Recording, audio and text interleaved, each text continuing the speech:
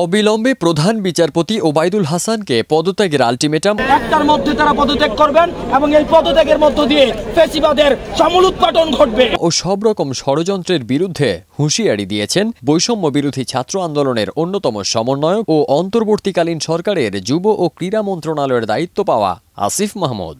ছাত্র জনতার গণ অভ্যুত্থানে আওয়ামী লীগ সরকারের পতনের পর হাইকোর্ট ঘেরাও করে 10 আগস্ট শনিবার তারা এই ঘোষণা দেন এবং এই পদত্যাগের মধ্য দিয়ে ফ্যাসিবাদের সমূল উৎপাটন ঘটবে। আসিফ বলেন, পরাজিত শক্তির কোনো প্রকার ষড়যন্ত্র বরদাস্ত করা হবে না। 10 আগস্ট ফেসবুকে দেওয়া এক স্ট্যাটাসে তিনি এই হুঁশিয়ারি দেন।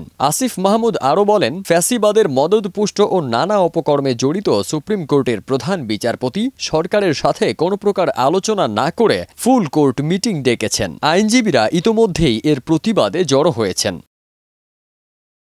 সমন্বয়ক আসিফ হুঁশিয়ারিতে বলেন, আমরা আগেই প্রধান বিচারপতিকে পদত্যাগের আহ্বান জানিয়েছিলাম। ছাত্র জনতার বিরুদ্ধে অবস্থান নিয়ে তাদের উস্কানি দিলে এর ভয়াবহ পরিণাম ভোগ করতে হবে। অনতিবিলম্বে বিনা শর্তে প্রধান বিচারপতি পদ থেকে পদত্যাগ করুন এবং ফুল কোর্ট মিটিং বন্ধ করুন। আসিফ মাহমুদ একই দিনে দেওয়া আরেকটি স্ট্যাটাসে বলেন, ফ্যাসিবাদের দালালরা এখনও ওত পেতে আছে ছাত্র জনতার বিজয় ধ্বংস করার উদ্দেশ্যে। শান্তিপূর্ণভাবে হাইকোর্ট ঘেরাও করছে অভ্যুত্থানকারী ছাত্র জনতা। এখনও সময় আছে শান্তিপূর্ণ পদত্যাগের, অন্যথায় আমরা কঠোর হতে বাধ্য হব। ফারদিন সানি, দেশ রূপান্তর।